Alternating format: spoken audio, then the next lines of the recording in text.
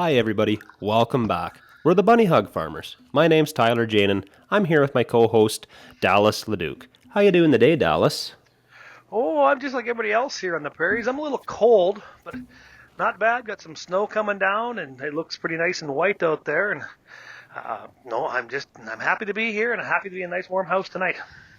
That's great. I hear you just went on a little trip here this past weekend.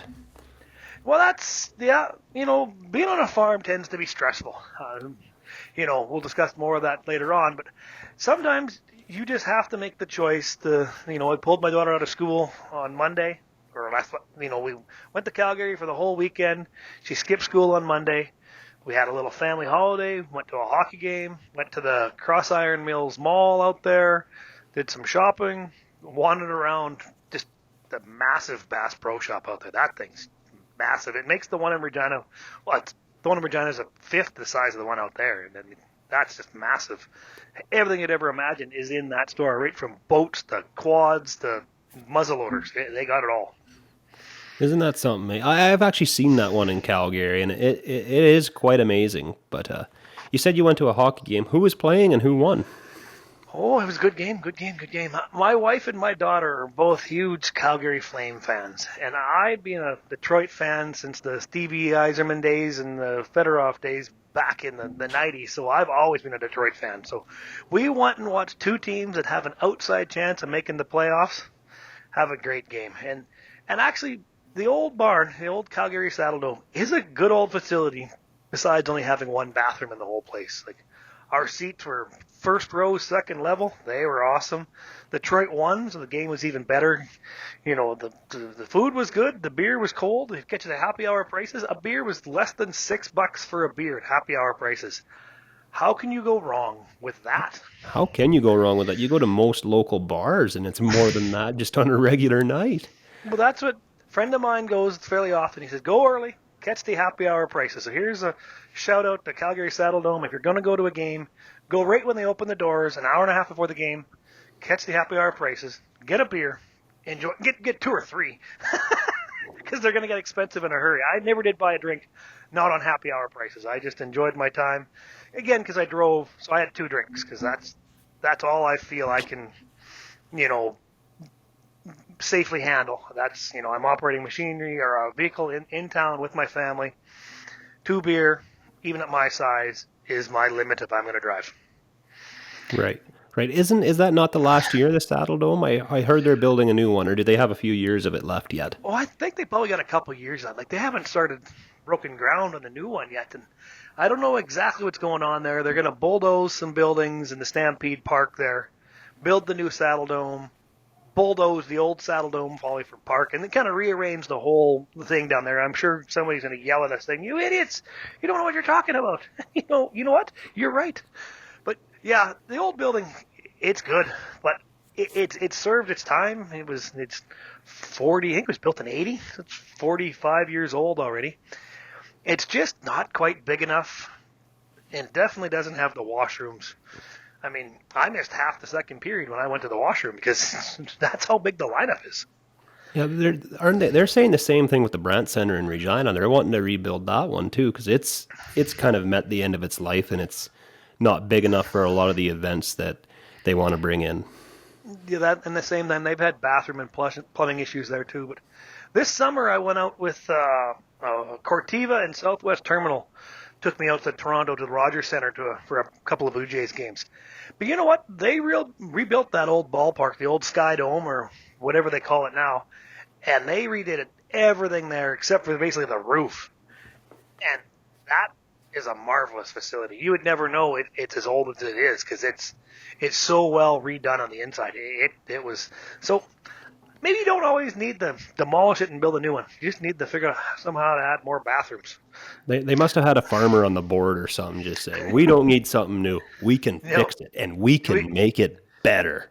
oh yeah, bigger, better, faster. So Oh were the yeah. roads good for your drive home or? A little blustery on the way up there in some spots.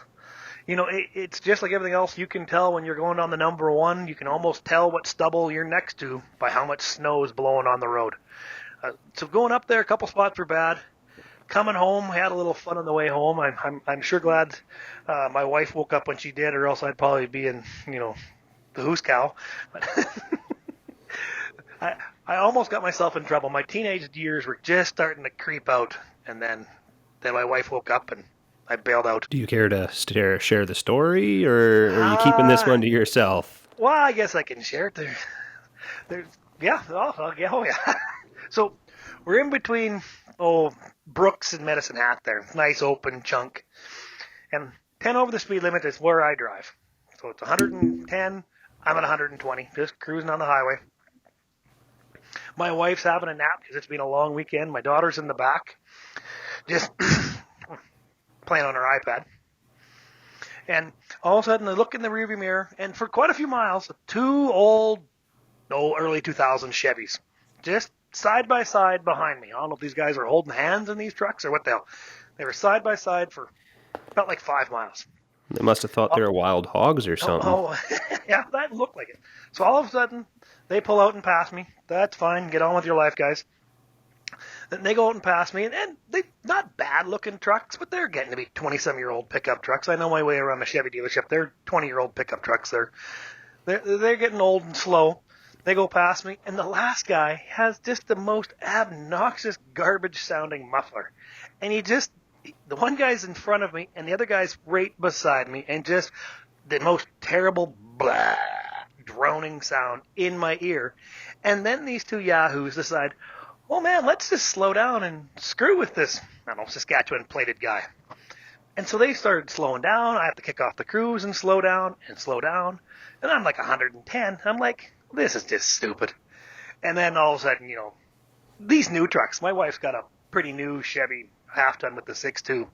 These new trucks are just 400 horsepower rocket ships. They got more horsepower than both them two old clapped out Chevys have combined. So these guys kind of spaced themselves out a hair, and all of a sudden they slowed down and got spaced out just enough there that I could step on it, past the guy to my left, and just blow by the guy ahead of me. And like I said before, these new half-tons move.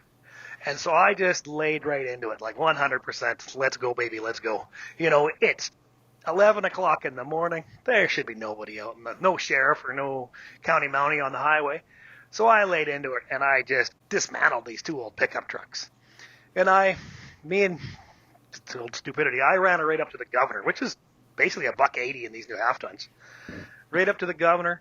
And pretty well when the truck hit the governor, maybe it hit a little bump or something, my wife woke up and, how come we're going so fast? So I, bailed out and resumed on the cruise, pulled over to the right lane, and just slowed down and right back to 120.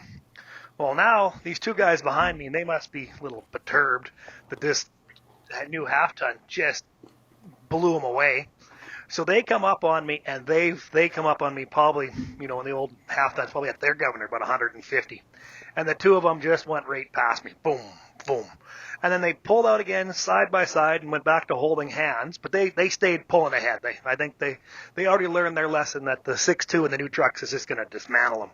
And so I was like, good, take off, guys, get out of here. You're gone. I'll just take doing my thing.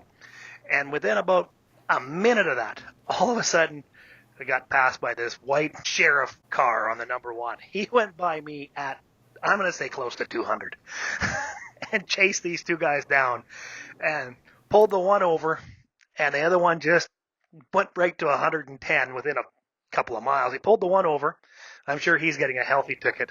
And the other one, he went right back to driving the speed limit, and I just stayed right at $1.20 and just cruised right by him. So for once in my life, I'm glad I woke my wife up from a nap, because I'm sure I would have kept my foot in there, and I would have been 5 miles ahead of these guys if I would have, the 20-year-old me would have stayed driving. But goddamn, I'm glad my wife woke up, because, oh boy, just for that little bit, when them guys were irking me around, I just wanted to just teach them a lesson. And I'm glad I only taught them a little lesson, and I'm glad the ticket probably teach them another lesson. Well, that's probably the one story where somebody's actually glad they woke up their wife and they live to tell the tale. Yeah.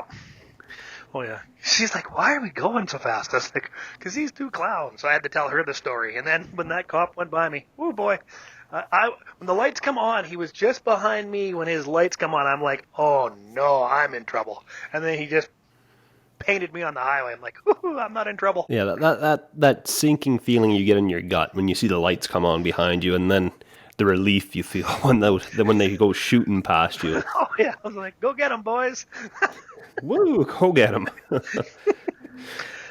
So, what do you use for fertilizer on your farm, Dallas? We're kind of getting off track here. We should maybe try and get back to the topic of farming because that's what this podcast is all about: is farming in Saskatchewan. And Really? so, Since when?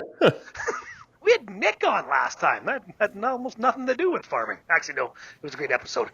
Well, we soil test, and we've been Alpine Liquid Phos, or liquid plant food they call it. Oh, I think since 2006 we switched to that. We're dry Phos at that time just went through the roof, $1,400 a ton or something like that. And Alpine was just trying to get their foothold into the doors. And so, they didn't have a huge surplus, but they come out with good programs, a good price, and if you bought the kit and bought the Alpine, come basically fall or the next spring, they rebated the price of the kit back to you to put on your drill, so it basically was free. right. And it worked out to way less dollars per acre to go to Alpine. So we've been with Alpine since '06, and all the drills since then have always had it. So with liquid Phos, and then basically we soil test pretty well every field in some areas, and every field. So it's liquid Phos and a dry blend of what we need per crop in every field. Like And for your dry, you're putting like granular phos, sulfur. yeah, exactly. If it's canola, it's got a higher sulfur, and it's we teamed up with a really good agrologist, and that has just saved our bacon over the years. And and they're Western Ag Labs. I mean, they can predict how much moisture, what you have in the field, what you need in the field. What are your yields going to be? I mean, you always want to hit I want to grow 100 bushel crop. Well, it's not going to happen. Okay, what are you realistically going to grow? Well, I'd like to grow a 40. You're going to need this much fertilizer at this much rain. So you're going to use 5 gallons of Alpine and 140 of a blend of the blend that they want. And we've followed that basically religiously, and it's really been a big asset to us. And but you're almost the exact opposite. Yeah, so we are quite the opposite. We put a little bit of granular phos down with our seed because we're only a single shoot drill, and the rest, our sulfur, our nitrogen, and our phos, are in liquid form. We used to do NH3, and a little bit of backstory here. The year was 2011. I obviously wasn't farming at the time. I was still in school, but it was a very wet spring that year. Oh yeah, So that was beyond wet. Yep. So normally at that time when we did NH3, or as if you don't know what NH3 is, it's anhydrous ammonia. Well, we'd always put that on in the fall prior, and then most of our fertilizer would be down, and then we just have our little bit of granular phos that would have to go down in the spring. Well, in 2011, it was extremely wet, so we couldn't get all our crop in. Well, as anybody knows, with NH3, it gases off. So we only got about a quarter of the farm in, and we lost all that fertilizer. Well, that was about a $250,000 hit that we took. So we got scratching our head. Well, we can't have this again because, well, we're not going to regain that at all in any way. So we looked at, well, what if we do NH3 in one pass with the drill? Well, in the fall, we were running 3 outfits, and there was only a small handful of other guys running at the time.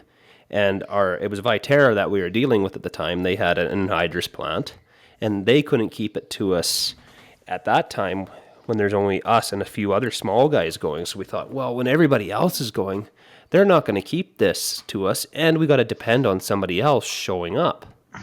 So we thought, well, maybe we should just go to a dual shoot drill and do granular. Well, we thought, well, the problem with granular is if you don't get all the crop in, you got to rotate that.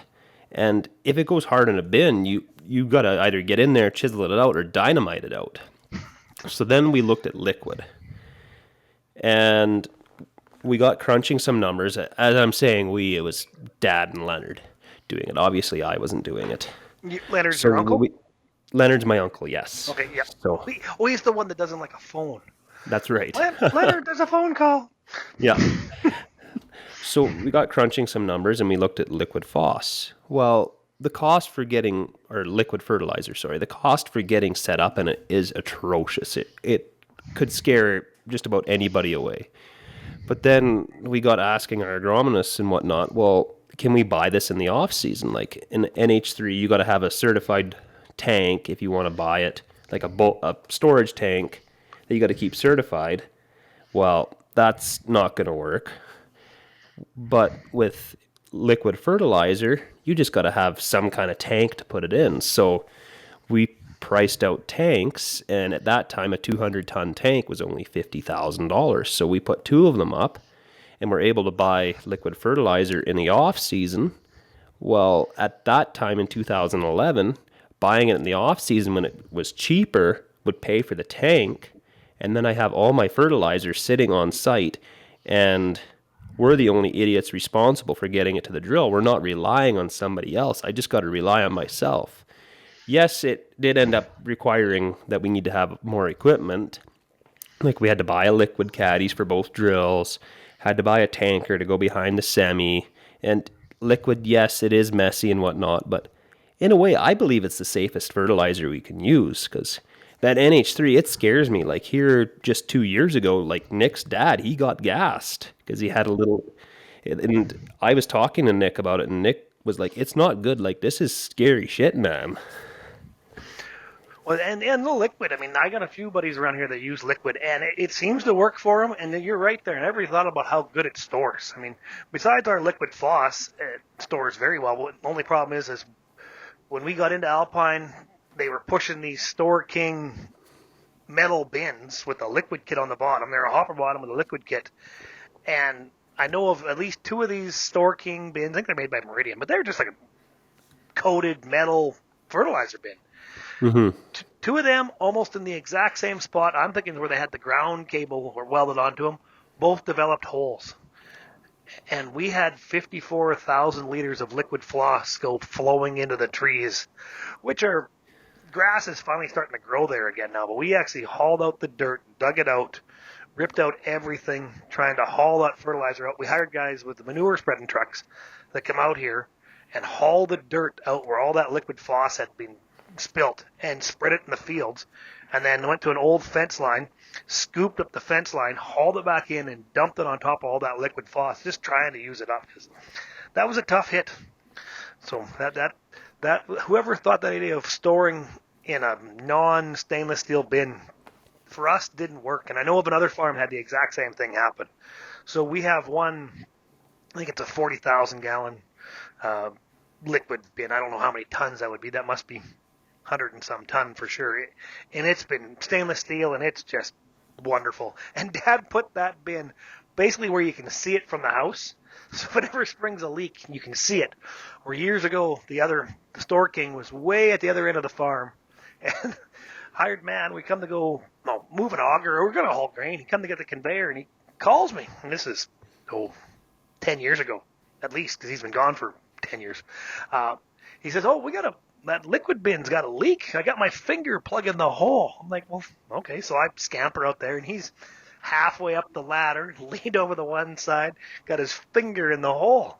I was like, well, how bad can it be? Well, he takes his finger off the hole. It's only the size of a pencil eraser. But the bin was full because, again, like he said, fertilizer was cheaper to get in the fall. So we filled it in the fall. Well, it comes out of that hole, and it's going 20, 25 feet straight off into the trees, into the kind of a slough spot there. Oh boy, get your finger back on that hole. It is actually amazing how much head pressure there is. Like I said, ours are 200 tons. I can't remember the diameter. I'm going to say they're 20 feet in diameter. So they're fairly tall. And they're stainless steel, obviously, but yep. We got a pump that we normally load the trucks with. We actually, I got specific bins for phos, nitrogen, and sulfur. So I make all my blends on site. I got You got a meter and a pump? I got a meter and a pump, yeah. But when those bins are right full, if you're not in a hurry, you actually don't need to run the pump. Like it'll run 150 gallons per minute. With the head pressure, because there's that much, it's heavy. So you'll load the tanker in 40 minutes. Yeah, I don't have that much time, so I normally I'd run the pump. Oh yeah. Oh, back to my liquid phos bin. To end that story. So we're like, now how do we stop this leak in this bin? Halfway up the ladder. Clayton can't stand there with his finger over the hole forever. And Dad's like, what if we go around the bin with like a ratchet strap, like a wooden block wrapped with an old tire tube around it? Like, what? Might slow it down, and we'll get on the phone, and maybe Alpine can come empty the bin. And so we go around 2 ratchet straps around this bin, block with a chunk of rubber tube wrapped around it, and keep sucking her tight till it stopped leaking. It never leaked another drop. And my dad's, he's not afraid of nothing. So he's like, well, we're short all this fertilizer. Before the price goes up, we filled the bin right back to the top again. And the only thing holding it in there was 2 ratchet straps, a wooden block, and a chunk of tire tube. That takes balls of steel to trust a $20 ratchet strap, an old worn out tube, and a 2x4 that was sitting out in the rain and everything to hold what would be a couple $100,000 worth of fertilizer. Yeah, at the north end of the yard, actually, quite a few days there. Everybody wandered out there a few times. Like, it doesn't have a drop, doesn't have a mark. I mean, we're good to go.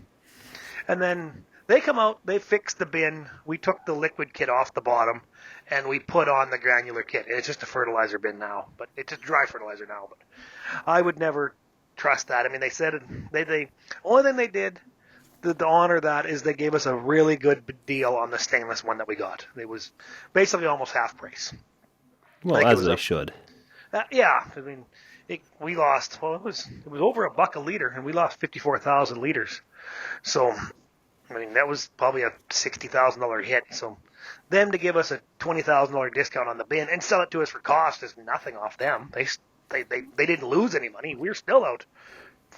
Well, we're still out $60,000 worth of phos. Plus, we had to buy another bin, so we're at $100,000. That would almost be double now. Yeah. Well, we got our liquid phos in here a little while ago. It's just shy of $2, I think, $1.60. It's not cheap. But our results speak for themselves. Like, we run newer Vatterstad dual shoot drills, and our crop says to the world, we know what we're doing. It looks like our crop is usually a little bit better, I think, than some of the neighbors have. But we put more into it. But it's usually a little better. Hopefully, the Alpine is supposed to make better roots, and I bet money on it does. It just makes a healthier, stronger plant. But just only thing we've been short the last few years is a little too short of vitamin H2O. I'll try and send some your way if I have any extra. How about that? Sure. I'll blow in your direction. Get Nick to hook it to the back of the Duramax and pull it over here. Yeah, well, on Facebook there on the 306 Farmers Club, his big versatile tractor, it's the cover picture right now. He just got that on yesterday, actually. I know he beat out the world's most famous 9280 and the 112-foot Land Roller, too. I tried, but Nick's rolling coal with that old 835, or is it 835 or 875? One of them is an 835. I can't remember what the other one is. I'm pretty sure the 835 is his favorite. Yeah, well, it looks good. It's rolling coal, pulling that harrow, and got a drone footage of it. Drone picture of it looks good. Looks sharp. Congratulations, Nick. Well deserved. Yep. Well, he deserved it. That tractor looks really nice for its age. I've been up to it before. It's a nice looking tractor for.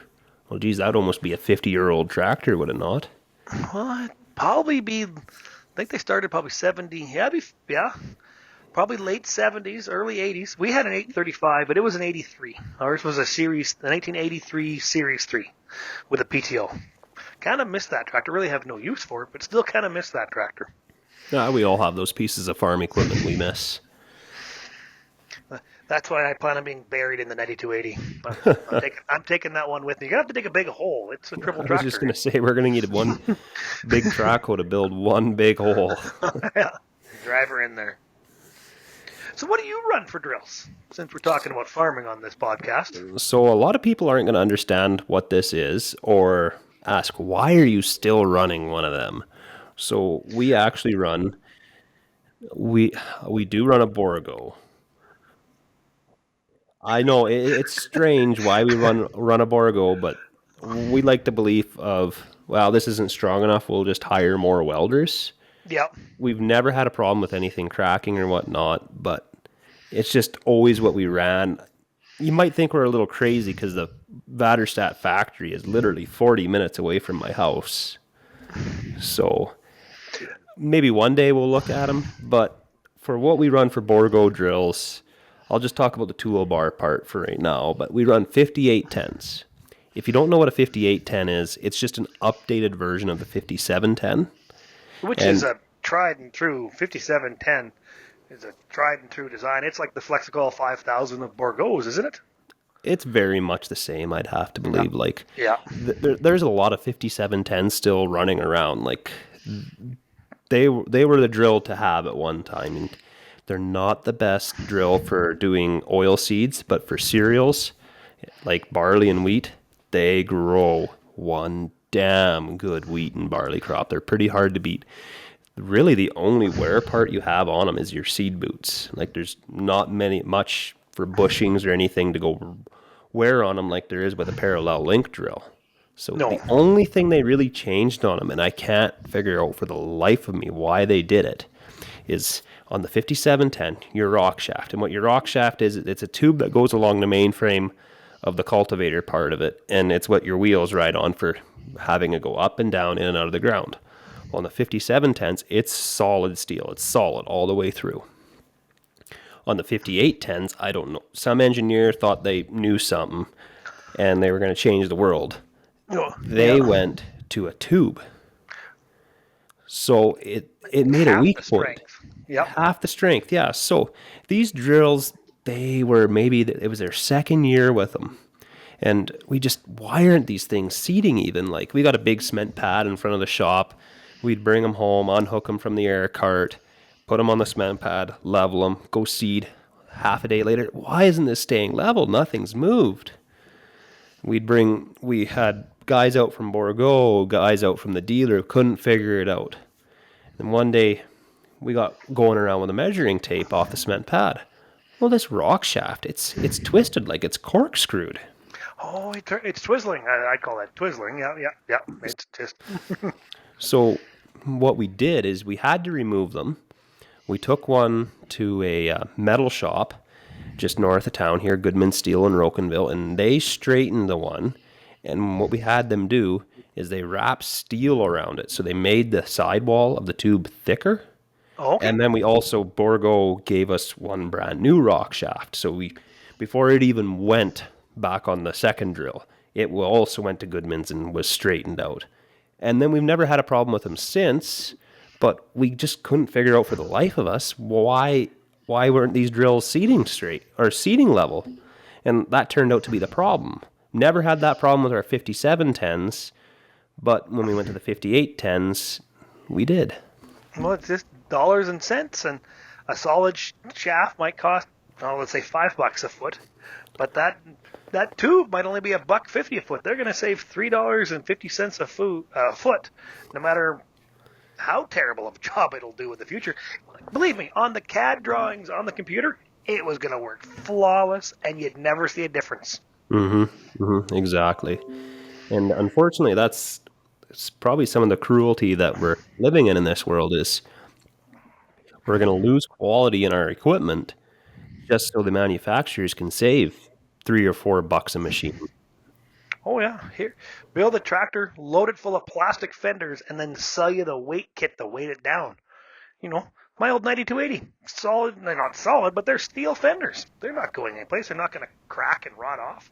You don't need as much weights. You know, a big bud has 0 weight kit on a big bud. If we ever have old Tanner Malang on here, the Tanner Talk, he'll go on. He's a big bud expert, basically. You know, you don't need a weight kit in a big bud. They're made out of a lot, inch and a half, 2-inch thick metal. That's your weight kit. You know, build them out of something.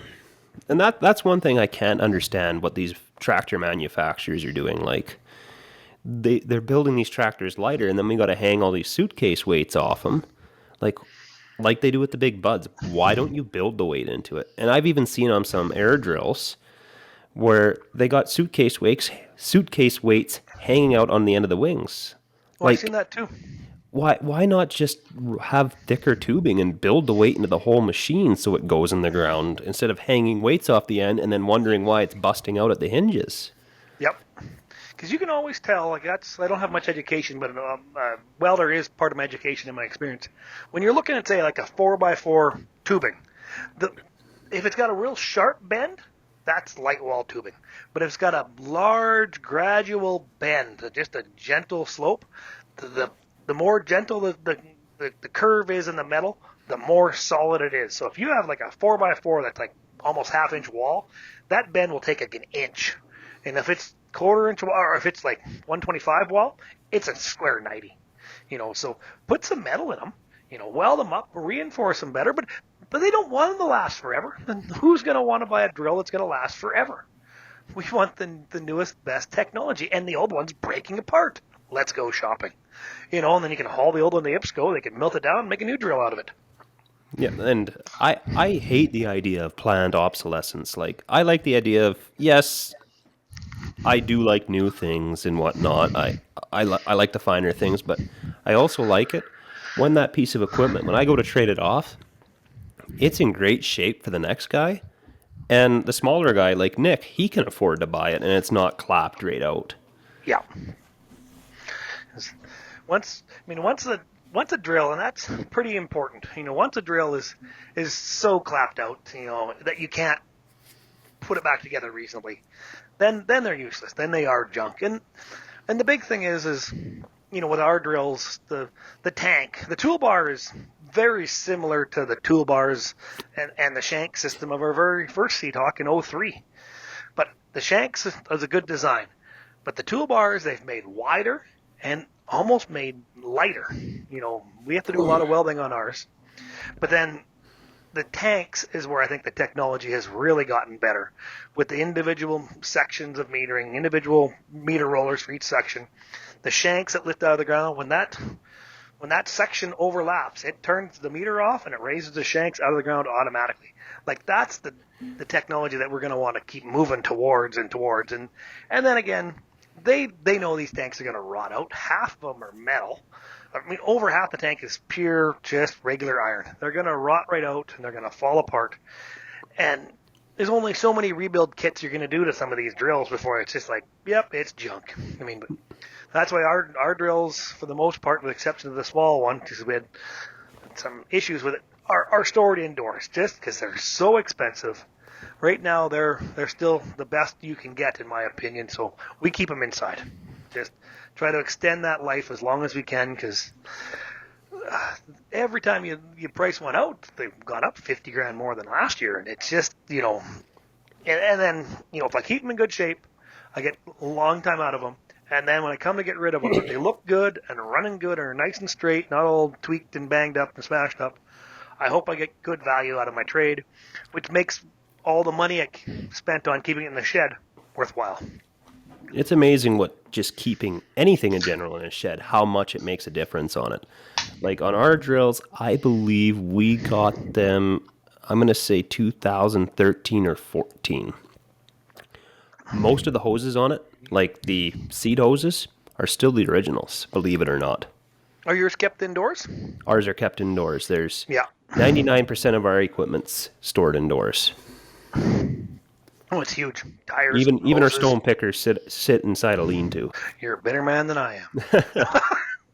And I got a good stone picker. We just don't got the shed space for that yet. And, it's always part of the next year plan, but we missed a few crops, so our next year plans, let's hope we don't lose next year's plan. We just got to keep what we have, and we'll go forward next year. Absolutely. But your tires, your hoses, even the cosmetic side, the paint, everything is going to be better. And then, all the rams, all the hoses, like I said, and especially with us running Alpine, we have them little blue lines, and they have almost no UV coatings on them little 1/4-inch blue lines. Like, they'll just get brittle, and you can just grab them and snap them with 2 fingers. It's like, well, that's done. And then You actually have an interesting story for your one drill that was sitting outside for a little while. Something happened to the Alpine tank. Oh yeah, you've seen a video. We I don't know if the charter rates us up on that tank yet, but we sold the one drill, and the guy was going to take the Alpine tank with it. And he said, "I'll take the drill." Had a truck driver come down, take the drill, and then said, "No, the Alpine tank is a caddy that we built ourselves, pulled behind. It worked okay, but not perfect, but it worked okay. And we'll just store it here when you come down this summer to get it." Well, that summer passed, and then the next summer passed, and then next thing you know, it was last winter, and we're like, we need to put a tank on the new 60-foot drill. And Dad and I looked at each other, and we both kind of agreed we're going to use the green tank that's parked up on the hill. It's a 800-gallon tank. It was fine. So we did all the work, took it off the liquid cart, put it on the drill. It's been sitting up there for 3 years. I mean, so I'm pretty sure it's ours. And so I took it apart, put it on the drill, got everything all plumbed, got it ready. All the putting all the lines on, that's a big job, and all that fun stuff. Got it all done, got the pumps on, got dual pumps, filled it full. It's leaking out of both sides of the damn tank. And look at it, it's like, it's not a crack. It's a bullet hole all the way through the damn tank. Oh, it's like, reverse the hoses, pump the tank out, we loaded it right in the yard, right next to the liquid bin. So it was just flip the hoses around, come out of the tank, into the bin, sucked her down, done. Didn't lose 2 cups, perfect. Well, then now what do we do? Alpine's supposed to be fairly non-corrosive. So we had some bins built a few years ago. That's pretty close to a 5/16 bolt hole. So grab the drill. That bullet hole is now a 5/16 hole. And with the bin bolts, with them rubber washers, I put rubber washers on the bolt side, stuck it all the way through, put another rubber washer on the nut side, tightened them right up on both sides of the tank that has the hole in it. Filled her back full, good to go. Everybody's like, get a plastic welder, get this, get that. I'm like, that sounds great. That sounds wonderful. I don't have a plastic welder, but I do have lots of extra bin bolts. And so that's some farmer ingenuity right there. Yeah, that's the things you do to get yourself back home. Or actually, that was to get started seeding, because the big drill had already been running for 2-3 days by that time we finished the little drill. So the operator and I that were going to run that drill, we that scrambled to get it finished. Everything took a little bit longer this time. Sometimes but and then at the same time where I'm trying to spray ahead of the 80-foot drill, and Dad's keeping seed for the 80-foot drill, and we're working on the little drill, and there's me and an ex-hired man at that time, and we were get her done, get her on, get her going, and it actually worked pretty damn decently the whole time. But yeah, and I don't think it was a stray bullet, because a stray bullet would be coming down, that bullet would look like it went right through one side and exactly parallel coming out the other side. So somebody was playing target practice. Somebody was playing target. Big green tank sitting about 300 yards off the road and sat there for years. And yep, target practice. But at least we're only out a couple of cups and a couple of bin bolts. So, and I got a story. Yeah, we got a great story about it. That gave us about 10 minutes for a podcast. Who knew that would turn out so great for you? Yeah, great. But, like in everything, farming is stressful. So you got to let things sometimes go. I mean, if I would have got panicked over that and really stressed out and tried to hunt down a plastic welder or went scrambling for another tank, it would have took the stress level up. But the quick, easy fix, and if them bolts rot off, I'll just put another couple of bin bolts back in it. It'll be easy. But sometimes the things you have to do to relieve stress are key. That's the whole reason my wife and my daughter and I took off the farm the other day. Because last year was a stressful year. It was a dry year. We didn't have a great crop. The prices in the toilet, and then we work hard around here. And commodities are terrible priced. We just got to go. I mean, there's never a great time to leave the farm, and it's always a great thing to leave the farm. Get away, turn my phone off, basically. Let's just go to a hockey game. Let's go camping. But sometimes you got to do something to relieve some stress, because Our lives are too short to get stressed out over Exactly. things we can't control. I mean, Yeah. and certain things we can't control. So I don't know how other people deal with stress. No, and Uh, like some things you can do is you can go out for a coffee or go out for supper with a friend and just talk to them. But if you're in a certain situation and you're feeling really down, there is a farm stress line you can call here in Saskatchewan. They are open 24 hours. It doesn't cost anything. Don't be afraid to phone them and ask for help. Their number is 1-800-667-4442.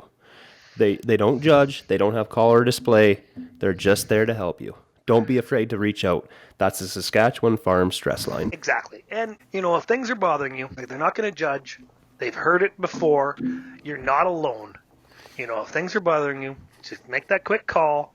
And because They're there's trained so many, professionals. yeah, Like, there's so many more things important than your family is more important than grain prices. Your health is more important than grain prices. And if stress is getting bothering you, you have to do something. And it's an easy phone call, like Tyler said there, 1-800-667-4442. It's a free call, not judged. It's critical. Mental health is a major part of everything in the world. And now we know, like, you can't let that bother you. You just can't. I mean, it's always going to be a factor, but sometimes you have to just know how to get rid of that stress, relieve that, and get on with your life. we're all in this together. And Yep. unfortunately, suicide rates amongst farmers are getting higher and higher. And I'd really like to see that number go down. So I'm Yep. hoping maybe just even with this podcast, somebody listening to it and hearing the struggles that you and I have, Dallas, or one of our guests, somebody will think, huh, oh, I thought I was the only one. I Yeah, you're guess not the not. only. Like You're right not the now, only one. yes, farming's stressful for me too, but we've been pulling off some good crops here. I would be a disaster if I was in your shoes, Dallas. I handle stress fairly well, but like I always say, jumping up and down and screaming and yelling and kicking the dog when things go to shit only really pisses the dog off. It doesn't solve anything. Sometimes you have to just let the cooler head prevail and go, I'll look at the positive. You know, we've had some good years. We've banked on them good years. We grew on them good years. You know, our debt to service ratio is still, it's growing, but it's still manageable. But, so that's the reason I can keep my stress low is we haven't overbought. We're running, yeah, we do run new drills, but I think seeding is important. But the tractors are older. My combines are antiques. My sprayers are older. My semis are all older. And, think we just had a new guy start at the farm here the other day, and whew, he's a lifesaver. Journeyman truck mechanic. I got a lot of trucks, and they need a lot of help. But they're older, paid-for trucks, run on paid-for trailers. So we're trying to keep our debt ratio down. You keep your debt ratio down, you keep your stress down. Because years ago when Dad and I bought land, the payment on the land was far less than what land rent was, and now it's paid for. So now the only expense that land has is taxes. So we're lucky enough we have a lot of paid for land that is offsetting the price of the new land that we bought. So it's Exactly. keeping it serviceable. Yeah, and I don't wish anybody to miss crops the way we miss crops. I mean, it's like last spring, beautiful, come up so nice, so even, so timely the rains, but no subsoil moisture. And when the temperature got turned to cook, we got fried. Lots of straw, not much crop. But sometimes, I mean, that's the reason that I was an RM counselor for 16 years. And some of the stress between RM and farming, I had to let one go. And I'm not going to walk away from the farm. And the RM can run without me, and they'll find somebody new to replace me, and they'll do fine. So I had to make the decision for me and my own mental health and for my family, for me to walk away. And maybe it wasn't the right time for the RM, but it was the right time for me. Well, and you do, at one point, you do got to look out for number one. Yeah, and that's my family and then myself, Exactly. in my mind. And then, so Getting back to being out in the field them long hours, what is your go-to snack when you're out in the field in them long hours? everything in the lunchbox. But do you have that one specific thing that you gotta have in that lunchbox every day? Otherwise, your day is ruined per se. 2 cups of coffee. You're a I, coffee I'm drinker, eh? well, I can. I'm overweight. Battled that my entire life. But I eat what's around me, and I love everything that comes to food. But I can also go. I can leave here in the morning with 2 Contigo Go cups of coffee and be gone all day, and that and some water, a couple jugs of water or whatever, and come back in at 7, 8 o'clock at night and haven't eaten since breakfast and be fine. But not a lot of people can do that. But the go-to for me is always probably as long as I got that cup of coffee with me. And that's probably not good for me either, but it's probably a lot better than some other things. I mean, I know lots of guys when they head her out, their lunchbox got 4 or 5 beer in it, and that's their lunch, and that's how they operate, but that's not how I operate, so. What I don't understand about those guys that take beer out and whatnot, yeah, one beer or whatever, but they sit out there and they drink all day, and then they got hired guys, and the hired guys are doing the same thing. Like, Oh, are you not worried about your liability if you have an accident or one of your hired men have an accident? Like, is your liability even going to carry that if you knew that hired man had been drinking and you're drinking and you're over the legal limit? But I guess if you operate at that level, maybe. I couldn't. Yeah, my dad has always stated that right from the time I was a youngster. I mean, when, it's work, and then work is work, and your after hours are your after hours, but they don't mix together. I mean, and so we've never been a farm that has beer wander out to the field. No, we're Yeah. the same way here too. We're always there's a time and place for it. We'll work, and then when work's done, then you can indulge.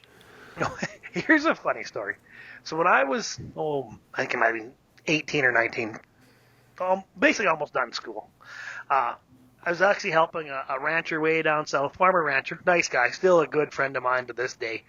And it was a Saturday. I was picking rocks and drove down there to go picking rocks, working for this farmer, just working for somebody besides the family farm, which is always a recommended thing. So I went down there and I was picking rocks. I told them when we were going to the field, we were out last night and, had a few beers and, or whatever, and there's some beer in the back seat of the car and that I was driving. So he come out there with supper, and there's his loving wife had made supper for the two of us. So he come out there and had supper with me, and in the box there with that time picking rocks by hand, and, youngster, and we never did at the farm, but this is his farm, and he passed me a beer. Meanwhile, he popped the cap off of his, and he's just like just sucking back this beer. I'm like, never had this at our farm. I had to have a beer with supper. So I'm having a sip of this beer, and it's even my brand. He looks at me and smiles and laughs. Even your beer. He said, you told me it was in the back seat of your car.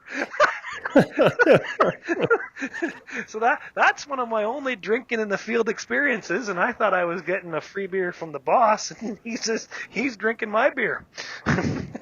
But no, we were never type of that farm. I mean, I do love a good drink in the shop Friday after work. Don't doubt me about that. But Oh yeah, there's nothing wrong with that. no, But it's just in the field running machinery. I know my judgment would get skewed in a hurry, and again, I like to overeat, and I also could overdrink. So I don't. I think I'd be in that lunchbox or beer box at 10:30 a.m. and yeah, no, my judgment wouldn't be there. And that's just the one my dad taught us that way, so it's always been that way, and it's just I have no plans on ever changing that theory. yeah, no, I feel we're much the same way here, and all our hired guys that we have respect that. They have the same mentality. They're from that older generation, a lot of them, so it works great for us. I don't know. We have enough big enough wrecks and crashes with everybody being sober. I couldn't imagine if we were all drinking and whatnot, what would happen. So No, and if that's your farm, I mean, I'm not judging you. You operate the way you want to operate. That's fine. But yeah, I'm going no, to it's operate the way I was taught to operate. yeah, it's no skin off my teeth. You do you, like each to Yep, their yep. own. This is just our view on our farms, everybody, Yeah, right? Like exactly. we're not here to judge anybody, but No, if I want to get judgy at people, I need to start drinking. my wife has coffee cup or whatever. Let's drink and judge people is what it says on there. That's a great cup. Yeah, that's a great cup. Oh, but that's it. Yeah, it's just how our farm is operated. It's just, and we meet at the farm at 7, and we sometimes not get me home at 11 o'clock at night. Like we give her, and just never a part of our operation. Exactly. Nope. Tyler, you must have your go-to snack. Can I guess? Is it popcorn? It's not popcorn. I have taken popcorn to the field, and that lasts about 10 minutes. I am a popcorn lover. So, unfortunately, I don't know if it's unfortunately, but I am not a coffee drinker. I find coffee extremely bitter. It doesn't matter how much sugar or cream I put in it, I find it bitter. So, I sometimes will do sweets, but I really like my salty snacks. Have you ever heard of Dot's Pretzels? Oh, it's pretzel. It is an Maybe. American snack. Oh, ay caramba. I know that's a touchy subject right now with what's going on in politics, but we're not going to go there. Hopefully Hawkins Cheesies can make you a pretzel. So, But Dot's Pretzel, we might be going down the States here come March or whatever, and we'll have to look for them. So keep what your are eye they? out for them. They got about 10 different flavors. They have or not 10 different. They got about 5 different flavors in the pretzels, and then they have their own they're like cheesies or cheese curls, I think they call them. The wife loves them. That's your go-to. Your That's lunchbox has one of couple my bags. go-tos. Oh yeah. So my next go-to would be seasoned sunflower seeds. I've done that before, and I I find I just love make up. sunflower seeds. Yeah, and once I start, I can't stop them either. Well, the salt, and then you make a mess of the cab, and the next guy's angry at you. So, Well, I normally I'll have a Gatorade before I do them, and then I got a spit cup. oh yeah. Plan But ahead. I don't know. I just like it. Because you get out there long hours, it does get boring just sitting there with the GPS on, making sure like you're spraying, you don't crash the booms into anything, paying attention to your drift. Like I'm not gonna take up smoking because I grew up with parents that smoke and I despise it. I'm Oh, just okay. gonna come out and say it. I grew up with parents, both parents smoke, still do. I despise it. So there is no chance in me picking up that habit. So I guess instead of smoking, I picked up eating Dot's pretzels and sunflower seeds. Well, you may as well try a little lip dinner while you're at there. Just pack a good chew in there. Oh boy. Oh boy. Oh, I've tried that. I've tried smoking on and off a few times just because, that's what younger guys did.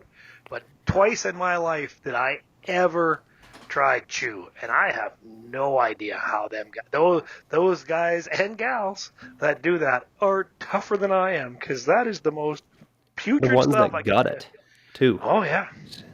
A lot of my friends chew, and I don't know how they do it. And a lot of my friends are younger than me, and their gums are just destroyed, and they're in their mid-20s. So that's another habit I'm glad I never picked up on.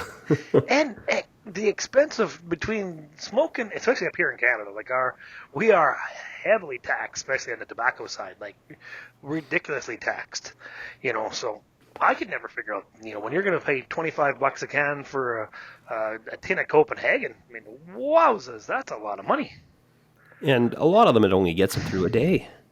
That's $25 a day. You can almost heat a small shop for that much in the wintertime. Yeah. I always say that's often a, Camaro or a Corvette payment too. Oh, exactly.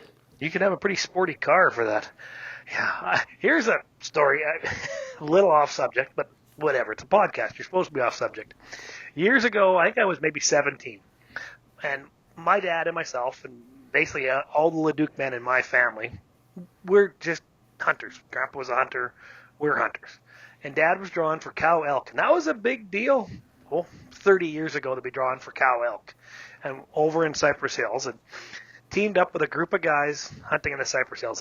And where you could hunt, it was deep valleys. And the one guy shot this cow elk, and it went down to the bottom and went down and did his thing and got her ready to be pulled out. I'm just cringing it when you say that it went down to the bottom of the valley. Oh, it honest to goodness, it felt like it went down a quarter mile in about a half a mile slope or more. And there was at least 5 of us went down there with a rope, and I forget how the one guy, he tied loops in the rope, so it went around the cow elk's neck, and then everybody had their own loop and handle to hold on to, and it was a long 30-foot rope, and everybody had their own loops. And with 5 guys doing it, it worked pretty good. We're pulled for a while, and these are good hunters, and everybody's a good guys back then. Stop and laugh, and we got good hunt, got a nice cow elk here, and then the one guy, he digs out this patch or a bag of Red Man, that Yeah, I know what you're talking about. Yeah, pouch of Red Man, that's it. you chew on that stuff, don't you? Well, yeah, it was a tobacco leaf with some seasoning or whatever on it. And I'm just a young 17-year-old whippersnapper. Here you go, young buck there. Take a big wad of this garbage, pack it in your. All these 30, 40-year-old men, they're all packing this into their gums, and oh yeah, I want to be like the big boys here. So I pack this thing into my lip, and then.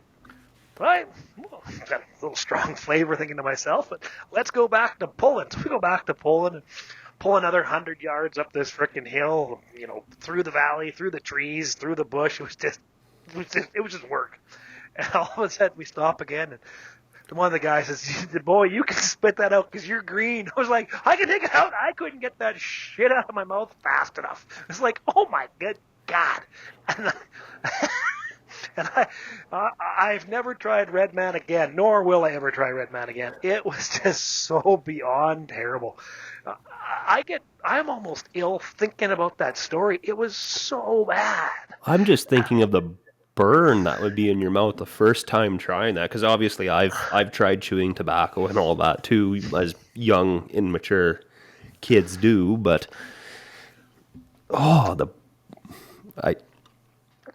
I've had a similar experience trying chewing tobacco. Oh, and then I was swallowing every last drop of it because that's what I thought you were supposed to do. So you know what? Thinking about it now, I might want to buy a pouch of that someday just to watch some other poor kid turn green. Here, try a plug of this. It's good stuff. I won't do it myself, but I want to watch you puke because I was borderline. I didn't puke, but I brings a tear to my eye thinking about it. I must have been just about ready to vomit. Oh, between working hard pulling this elk out and that rancid stuff running through my mouth. Blah. So, yeah, I no problem, never chewing. Nope, not a factor. Nope. Never going to do it. Have you been to any good farm auctions lately? Or they kind of seem to be a thing of the past since COVID's come and everything seems to be online now. Yeah, that's on, and that gets you in trouble because you can be in the middle of driving down the field going, oh no, I just bought a sprayer in Swan River. Not quite, but it sort of. No, the last time I've been to an auction has probably been a couple years. No, when COVID ended, there was one farm auction I went to, but it wasn't as good as what they used to be. The olden days of farm auction used to be an outing. Oh, yes. You were there all go day. Out, you'd get a burger or a hot dog and a nice piece of cherry pie. Yep. And now it's just sit on your phone and click bid. And if it's McDougall's, wait 10 minutes if you're near the end of it. And so somebody else can contemplate the meaning of life and then rebid on you again. And yeah, Ritchie Bros are much the same way. Like I literally did that this fall. I bought a propane tank for the shop, our new shop, because we run the boilers on propane heat in it. And on the phone, bidding on it, on the two-way radio with Dad, well, this is what we're at. Should we bid any more? Him asking, well, did we get it? Well, no, they added more time. Well, what do you mean they added more time? Isn't it an auction sale? No, it just... And I remember when Ritchie Brothers first going on that, you could sniper that bid at the last second. You stole it. You got it. But now Ritchie Brothers extends it 2-3 minutes. McDougall is 10. And so that's one thing I find when I'm buying stuff on these online auctions. I'll set my max bid limit. Dad and I will have discussed what we want to do, and we'll just walk away. And that's how we ended up with this big grain cleaner is we had our max was whatever number it was going to be. And when we logged back into it, I guess we bought a grain cleaner because it never got up to our max. But because then you end up getting in the bidding. What did you get for a grain cleaner? An indent or a clipper? Or? Well, it's actually a Zanin 5-section rotary screen. We haven't used it yet. I just picked up the screens for it actually yesterday. Okay. So it's SMS Manufacturing built it. It's on a big heavy duty trailer. It's got a 55 kilowatt generator. It's got an office. It's got a bathroom. Oh, wow. It's got a conveyor underneath for the clean grain side, and an unload conveyor off the back end, and a screening auger side, and then obviously just like a 7-inch screening auger off the other side. It's got a big air suction on the top. You're going to have to get into the custom cleaning business. Yeah, that sounds like absolutely never going to happen. No, we don't even know if it's going to work. That cleaner's more of a large commercial cleaner.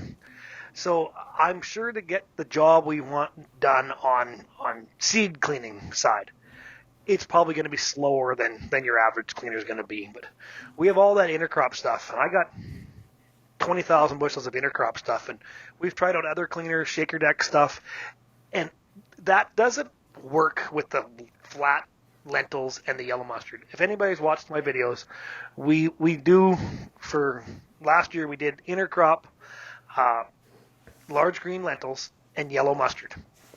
Just because of the harvestability, you're going after two nutrients at the same time. They have almost the exact same growing season. They're both in that 190 something days range. They're almost the exact same. And then with a large green lentil, they'll grow up to almost 2 feet tall, and then they lean over and lean over and lean over, and you combine them one way and pick up 100%, and you go back the other way and you leave way too much in my mind. So I've done it before, and I've seen neighbors do it. You combine the whole field to the north, get to the south end, put her in road gear, drive back to the north, and back, and combine the whole field one way. With the intercrop, your lentils are seen at the normal rate, 90 pounds, 95 pounds, and the mustard is only at 1 pound. So it's about a plant every foot or so, and right down the same seed knife, the exact same depth, and it comes up fine. But when the lentil wants to do a little bit of leaning, that solid stem mustard will hold it in place. And so we bought this cleaner basically because of the rotary screen, because the rotary screen just tumbles it. It's getting turned out of there. It carries the light stuff right up to the top and then throws it in an auger, does it not? Well, it just rolls around. It's just a gigantic trommel, just like what's on Gold Rush. Mm-hmm. And just the lentils are going to stay inside the trommel, and the yellow mustard is going to fall through, and then you can have them separated. It's got 5 individual sections. You can put different screens in to go with the different sections. There's no re-clean on this. It's just a split it each way separation. But when it comes to our own stuff, if I clean out lentils and if I'm doing my own, if I'm making 30% dockage, you're just going to go back into the for sale bin anyways. So, we'll just make sure we clean before we sell all the product. So that's that cleaner. We've done a lot of work to it. It needed a little TLC when we got it. It was missing some parts, and there was a seized motor on it, and we got her all tickety-boo, and I picked up the last of the screen. So once the weather gets back to being nice and get back from my snowmobile trip, I'm just heading up to Hudson Bay here next week. So that'll be like the week before this podcast comes out. And then we'll get her rocking and rolling, and then I'll be keep an eye, folks. There's going to be lots of TikTok videos on this because it's going to be a learning curve for all of us. So that's the plan. But it's a pretty nice unit. Dad and I were pretty stoked. I think we got a pretty good buy on it. It really wasn't what we're looking for, but we know we can make it work. Well, that's all that matters, right? Like if you can make it work for you and you're happy with the results, what does it matter really at the end of the day? Yeah. And, I had to get all custom-made screens for it because it's an Italian-made cleaner. I think it's 46 and a half inches wide and over 15 feet long. And then out of them 15 feet, it's 5 individual sections. Then you can set it up that way. What do you guys... Oh, you have a big cleaner. Never mind, I was going to ask you about that. You have a big cleaner. Yours is 10 times fancier than what we have. I wouldn't say it's bigger per se. It only does a little over 100 bushels an acre, but there's a scalper in there. There's an indent. There's a grater. There's a clipper and a gravity table. So Oh, okay. there's a lot in there. We can clean just about anything in there, but we mainly clean wheat and barley. Oh, okay. It's a long way to haul to bring my lentils to you. Yeah, I'm a little ways away. Just you bring them on by, but I don't know when I'll get to them. I'm in the middle of cleaning wheat right now, so Oh, yeah. But only 100 an hour? well, it can do a little. We can push it up to about 150. Like this plant was built in the mid 90s, so that's Oh, yeah. in this Yeah. area at that time. Everything came in on a 3-ton truck.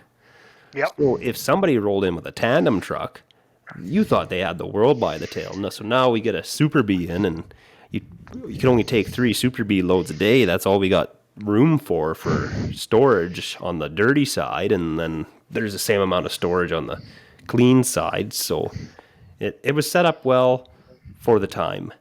I could honestly, I'm grateful to have it because it's a great source of income for the farm. Yep. But I could write a book on how not to set up a seed cleaning plant. Because after working in there for X amount of years, everything works, but everything was done wrong. How Yep. everything was set up. Sure, we're gonna find that with this. Ours is a mobile unit. It's on. It's on a Diamond C. 30-some foot long trailer. I mean, it's tandem triaxle trailer, like tandem duals, triaxle. It's massively heavy, but it's mobile. But which just means for us, we're just gonna move it from the north end of the yard to the south end of the yard, and it's really have no plans for it to go anything past the yard. I'm not. We're so busy, the wintertime, hauling grain, working on machinery, and now they're going to be doing more of the pulse cleaning and stuff. I don't think. No, for it to no, it's not leaving the yard. Just no. I can't say in enough ways that we are not going to be custom cleaning with this thing. One bit of advice I can get is get yourself one of them 3N masks that shield your eyes and have the filters on it. When I got to go do a cleanup, I put one of them on. Like, cause you got to keep it clean in there just for fire hazard, and the guys bring you different varieties of grain. Like, obviously you won't be doing that, but you go in there with a leaf blower and your face is covered. You just go at it. You don't even notice the dust. And then not only is it's keeping you healthier too. Like we got to look after our health, right? Yeah. Oh yeah. So that's your next TikTok video, and I'm not expecting to see this. I want a full walkthrough on this mask. Then I don't know which one to buy. Oh, I can do that. It's actually it's the same mask I used when I was doing a little bit of aluminum polishing. That's a TikTok I plan on doing one day. Just I got to have the trucks in the shop and have the time to do it. Just we're still kind of in the construction phase on that new shop, so I haven't had room or time to bring a truck in and pull wheels off or sand tanks down and get them polished. But I do know how to polish aluminum. I don't know if it's necessarily the right way, as some professionals would say, but it's the way I do it. And I used to do it for a few guys, and they were happy with the results. So I don't know. I must have been doing something right. Okay, so once you get your trucks all done and polished up, I'm first on your list, and I'm bringing my 9900i NASCAR Edition International. That's the first one, your custom work you can do. I will commute for that one. Because that truck, when I bought that truck in 11, was shined up like a new penny, and it looked marvelous. But that's 14 years ago, and she's starting to look like an old farm truck. We can probably bring her back. It's pretty amazing what you can do. I'll send you some pictures here when we're done this if I still have some of the transformations I've done. Yeah, because I love that I'll truck. tell you what, I'll teach you how to do it, and then you can get dirty. Can I That's send? a dirty, dirty job polishing. Yeah, Like I think I'll send. I'll send somebody else. Okay, so I think we're good at ending this one. We had a good little run. I do think skid steers is a great one because both of us are vastly knowledgeable in them, and then we can do skid steer the must-have attachments. Absolutely. And I think this one's going to be a topic for another day. Yeah, because for us there, I've built half the attachments we've built. I'll just see with something at Ritchie Brothers, and it's usually, like I said, and when we do that, I've seen something, that hired man looking to do something. Let's just build it, and that's what we've done. So, holy Tyler, have you checked the time on this? Like, we've been running here for well over an hour. we want to keep these things, enjoyable and keep it informed, but we don't want to bore you to death. So, you know what, Tyler? I've had a great run. It's been a fun time tonight again, as always. But I think we got to end this one a little bit sooner. Yeah, last week's episode, it went fairly long, but if anybody knows Nick or has met him, he likes to talk. Yeah, when you got guests as good as Nick and what Travis was and stuff, I mean, we run them ones as long as we can, and I got lots of connections out here, so I am hoping we get the big heavy hitter, and I can't say his name quite yet because we haven't recorded it yet, but I'm hoping we get one of the big guys and from Saskatchewan, big YouTuber, that come on here for one. So that'll be the next one, and that one will last as long as that one will last. That's when them guys get on their rolls, we just sit back and gonna enjoy the show. Yeah, we might do a 2-part series with him. Yeah. Or her. Or her. Oh, yes. So, thanks, folks. We appreciate you guys tuning in, guys and gals tuning in. Tyler and I really enjoying doing this. We really hope everybody's enjoying listening to them. We're just doing this for the fun. We're doing this to help promote Saskatchewan and Western Canada agriculture. We're going to try to bring in a few more things like the farm stress line, because for both of us, that's critical, that people know there's an outing. So one more time, it's 1-800-667-4442. So 4442. And don't be afraid to call. And it could be the most important phone call you've ever made. So I got to sound off here, Tyler. You have a wonderful rest of your day, and I'm going to have a wonderful rest of mine. And we'll talk to you in the next one. And thanks, folks. We're the Bunny Hug Farmers. Thanks, Dallas.